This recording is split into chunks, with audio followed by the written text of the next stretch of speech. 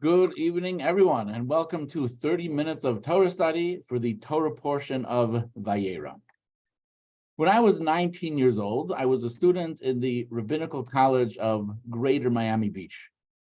Every Friday afternoon, we would divide up around Miami Beach, and we would visit Jews, office buildings, businesses, stores, give people an opportunity to do a mitzvah. Every once in a while, I went to Lincoln Road. Anyone who knows Miami Beach, Lincoln Road is a very popular destination. There's a lot of shops there. It's an outdoor mall.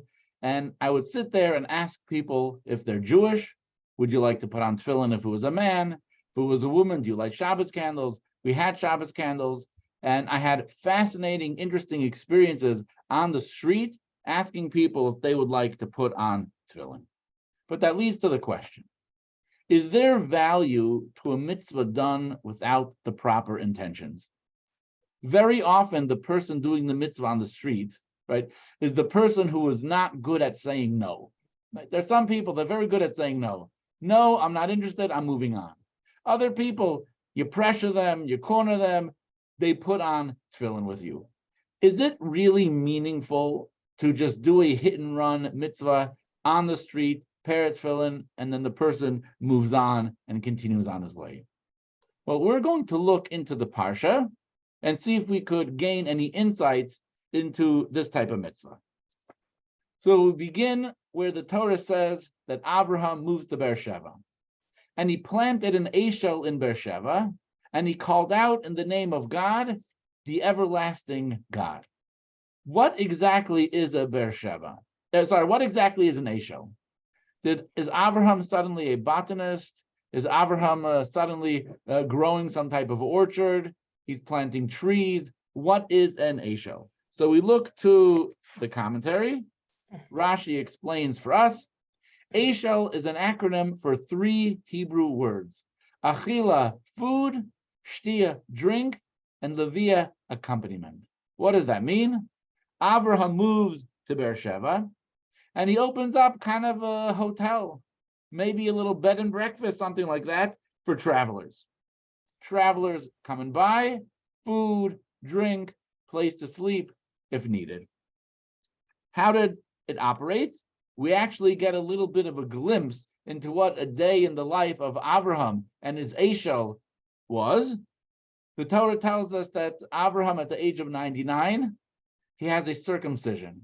The first 3 days is the most painful. On day number 3, he's sitting in his tent, hoping that maybe some people will stop by. And what does he see off in the distance? 3 men. They are, in fact, angels disguised as men. What does he do? The Torah says, and he said, my master, if I have found favor in your eyes, do not pass by your servant. Let a little water be brought, bathe your feet, and recline under the tree, and let me fetch a morsel of bread, so you may refresh yourself. Then go on, seeing that you have come your servant's way. They replied, yes, do as you have said. Abraham hastened into the tent of Sarah and said, quick, prepare 3 seahs of choice flour, knead and make cakes. Then Abraham ran to the herd, took a calf, tender and choice, and gave it to the servant boy who hastened to prepare it. He took curds and milk and the calf that had been prepared and set these before them, and he waited on them under the tree as they ate. So Abraham and Sarah, together they operated a 5-diamond hotel. This was a first-class establishment, food and drink of the highest possible order. However, it was not just a place for hospitality. When you went to Abraham and Sarah's tent, it was not just about the service. It was not only about the food and the drink. There was more. The Talmud explains. The Torah says that, and he called out in the name of God, the everlasting God. Rish Lakish said, don't read and he called out, rather read and he caused others to call out. This teaches us that Abraham, our patriarch, taught every wayfarer to call out in the name of God. How? After they had their fill of food and drink, they would arise to thank him. He would say to them, you did not eat my food, You ate what belongs to the God of the world. Thank and praise he who spoke, and the world came into being. Avram and Sarah, for all intents and purposes, were operating the very first Chabad house. They understood that the quickest way to people's hearts is through their stomach, and they made sure to provide fabulous meals to people. And what did they do? Instead of accepting payment and money, they said the thanks doesn't go to me. The thanks goes to Hashem, God, creator of heaven and earth. Thank Hashem. Now, this was an effective plan, but it didn't always work because the people said, thank who? Hashem, God? Do I know this God? I'm not familiar with this God. They took out their catalog of pagan gods, couldn't find God, the creator of the world, in it. And they said, you I'll thank. One of my gods I'm going to thank. But this creator God, this one God that you're talking about, no idea what you're talking about. So the Medrash says that if the wayfarer would agree to thank God, they would eat, drink, and depart. If they would not agree to thank God, Abraham would say, pay me what you owe. The wayfarer would ask, what do I owe you? Abraham would reply, a measure of wine is 10 coins, a measure of meat is 10 coins, and a measure of bread is 10 coins. Who gave you wine, meat, and bread in the wilderness? When the wayfarer would see no way out, they would say, blessed is the God of the world whose food we ate. Abraham would say to them, oh, you don't want to thank God? Rather, you want to attribute it to me? Well, here's how I charge. I charge airport prices. I charge for things as if you were in the middle of a stadium. Exorbitant amounts of money. Why? There's no restaurants. There's no hotel. We're in Beersheba, right? That's like down in the Negev. That's in the desert. There's no other food options. Food is expensive here. If you are not going to thank God, then you are actually going to pay. And you know what happened? So many of the people actually changed their minds and they happily thanked God. But this leads to the question, was Abraham being deceitful? For all intents and purposes, he is providing people a wonderful service of a very tasty meal, but he then coerces and he forces people who had no expectation, who were not anticipating, to have to do some type of religious ritual or prayer of thanks to God. This is a classic example of false advertising. Maybe this is the ultimate bait and switch, inappropriate, and ultimately meaningless because they were forced. In order to say that it was false advertising, that really would depend on the advertising. So we have to look. How did Abraham present himself? How did Abraham market his services? The answer is very simple. He didn't. There was no advertising, therefore there could be no false advertising. Rather, people passing by found him, saw him, and walked right in. The Yefas Tar explains, the Medrash states Abraham would welcome the passerby. This tells us that Abraham did not recruit visitors, rather word of his hospitality spread, and visitors would come on their own. Abraham would welcome them and feed them in the manner of all innkeepers who receive visitors and serve them for a fee. Thus, Abraham had a financial claim against his guests and had the right to forgive this claim if they chose to bless God. If they arrived expecting a free meal, it was their mistake. They should have asked up front. So there was no issue of false advertising and a bait or switch. Abraham had a reputation, and people freely chose to come, to participate, to eat, and to drink. So Abraham didn't advertise to travelers. They came of their own volition. So we can't charge or accuse Abraham of being deceitful in this fashion. But at the end of the day, it does seem like a little bit of a forced mitzvah. These people were not thanking God out of their genuine appreciation for what God has provided them. It seems like they were doing it to get out of paying the bill. The commentaries explain no.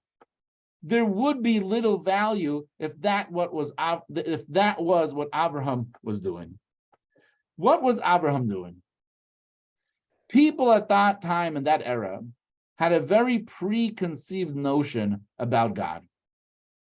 Idols were the standard. They had a very limited perspective on spirituality.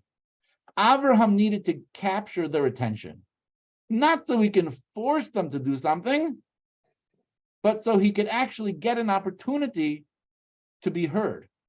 He actually had an opportunity so that they are going to listen. So in a creative way, he was able to get their attention, not to force them, but in order that they're going to listen. And ultimately, because they listened, he was actually able to teach them. He was actually able to educate them, and they would agree. Otherwise, they would just pay.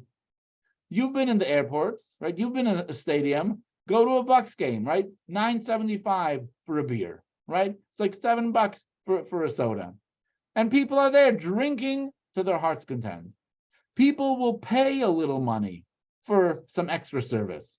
That wasn't the issue. Abraham got their attention. He presented them an opportunity.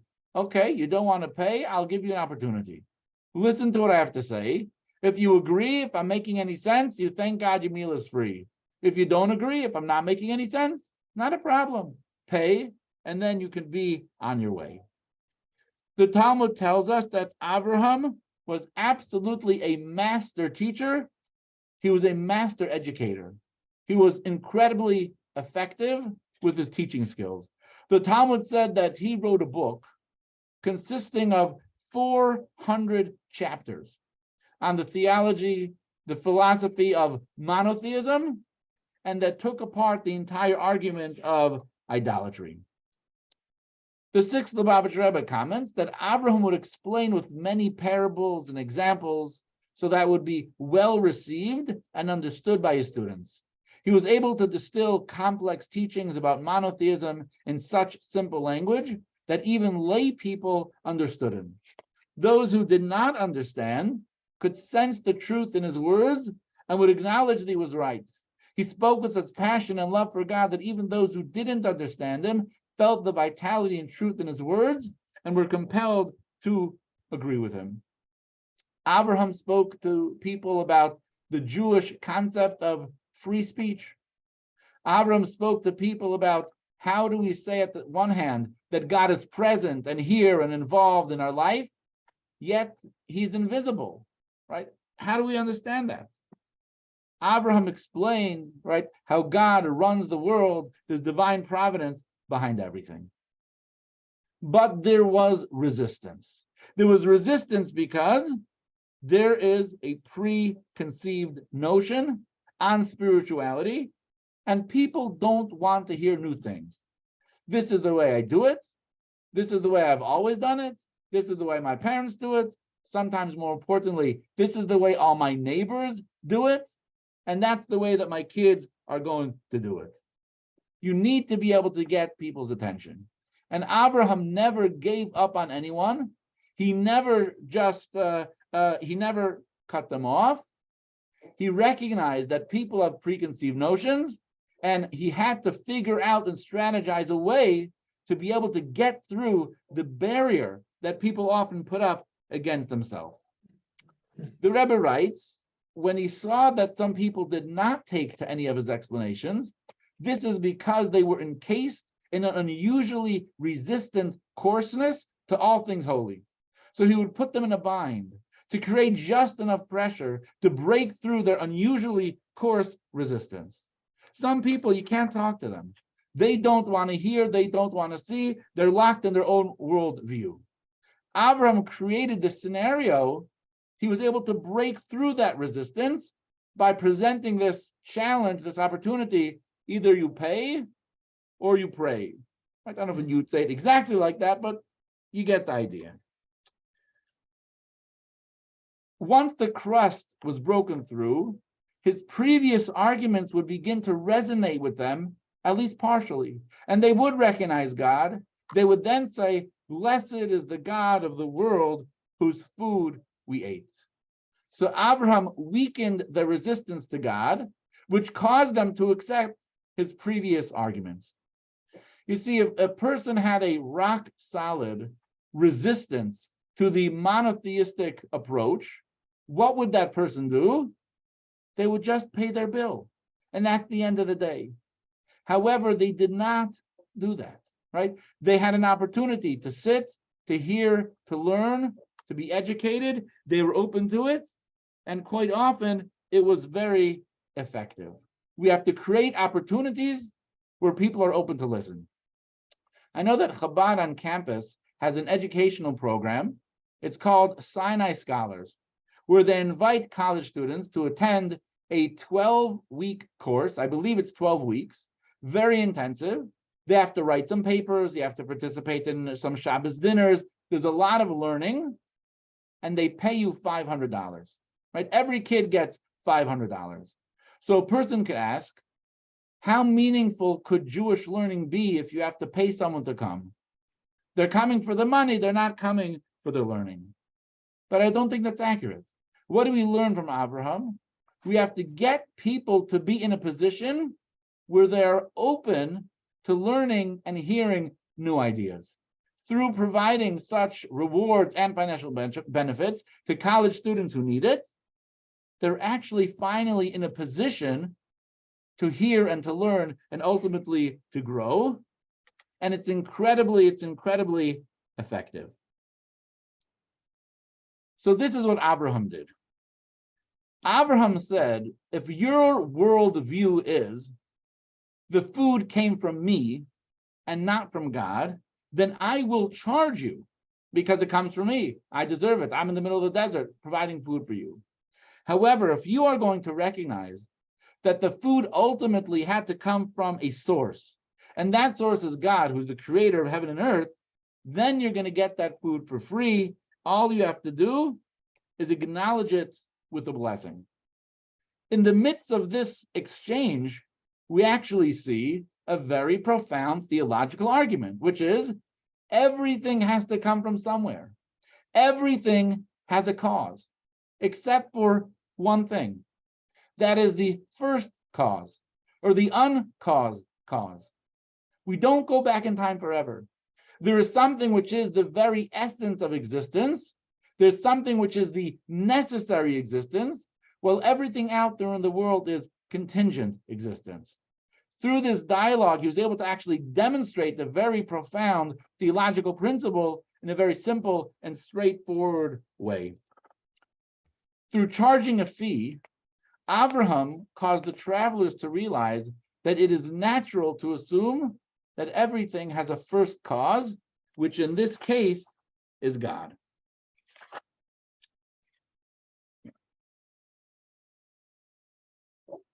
Now, the era that Abraham operated in, he faced the challenge that we don't have today. Because in the era that Abraham operated in, number one, monotheism, right, was completely unheard of. It was a completely brand new topic. So the shell that people were in, walling themselves off from foreign ideas, was thick, was hard, was not easy to crack. However, post-Sinai, once the Torah was given to the Jewish people and the ideas of monotheism permeated the world, but not just that, once God chose the Jewish people have a neshama, right? They have a soul. That soul is literally an antenna. That's entire existence is to pick up divine, spiritual, holy, godly signals. Is there going to be resistance? Yes. But when you break through that resistance, there's a powerful neshama waiting and ready to connect in the deepest possible way. The Rebbe writes, no matter the circumstances of a Jew, he or she has a godly soul. Therefore, even while committing a sin, a Jew wants to remain a Jew and wants to do God's bidding. It follows that only the Jew's outer crust requires piercing. The internal core is intact even before the outer crust is pierced. When we apply pressure to pierce the external coarseness, our purpose is to reveal the intrinsic holiness that is already present within. In other words, every Jew has a neshama. That neshama desperately desires to become one with Hashem through the performance and through the observance of mitzvahs. So we're not dealing with coercion. We're not dealing with force. Any mitzvah that a Jew does is the most authentic expression of their truest self that's possible. When we're able to break through that crust, right, the person's actions become in sync with their neshama in the most beautiful way. Back to our question. Is there value to a mitzvah that a person does on the street? Absolutely. Just that interaction shakes up the person, wakes up the person, can break through some of those defenses and activate the neshama, transform the neshama, wake up the neshama in a huge way. And so often when that mitzvah is done, the person feels so good. The person feels so Jewish. The person feels so connected.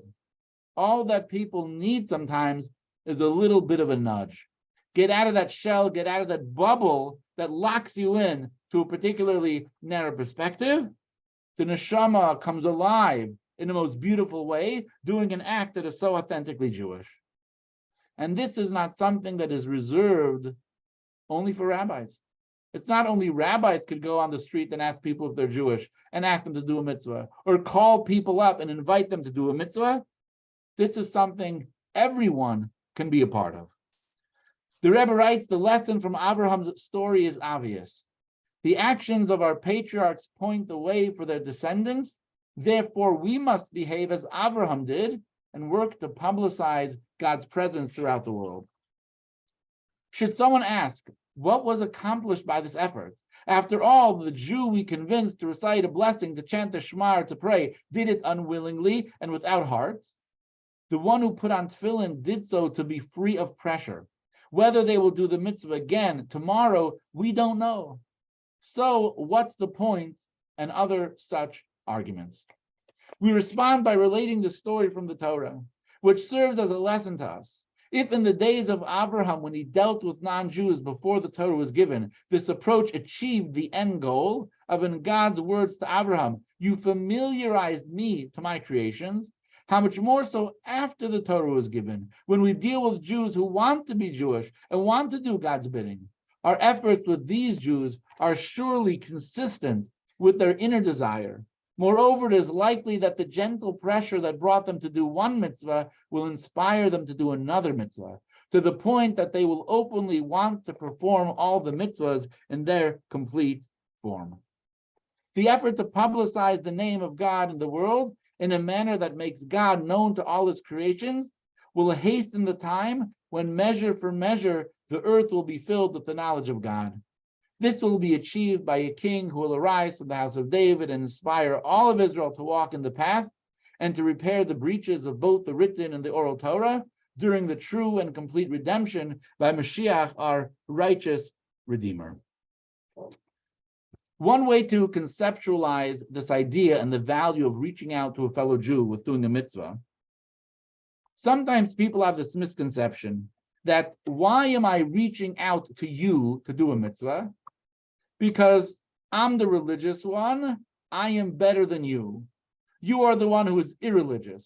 And I'm somehow forcing, impressing, pushing my religious behavior on you. The Rebbe says exactly the opposite. Why am I asking you to do a mitzvah? Not because of how little you are, but because how great you are. Because of the unbelievable neshama that you have within you, which at the end of the day is your core identity. Your core identity is your soul. Your soul preceded your body. Your soul will continue to live on after your body. But it's because of our incredible belief in the greatness of your neshama and its true desire to live in sync with its essence and its identity, we reach out to another Jew to do a mitzvah. Because how great they are. And when they do that mitzvah, they're living their truest self. We have to be creative. How can we get our neighbors, our friends' attention? Right? How could we reach out to them in such a way that will open them up to listening, to learning, to growing, and to doing a mitzvah in the most wonderful way possible? All right. If anyone has any questions, comments, we'll open the floor in a second. I want to let everyone know that this Friday night there's a family Friday night dinner at the shul. It's at 6 p.m. It's open to everyone. You can RSVP on the shul's website, shulcenter.org/FFN. I also want to let everyone know that this Shabbos is the Shloshim for Jeff Langer's mother. So he is sponsoring the Kiddush, Jeff and Patty, a beautiful Kiddush to Shabbos, and in memory of Jeff's mother and her Shloshim. Anyone, any comments, thoughts, suggestions?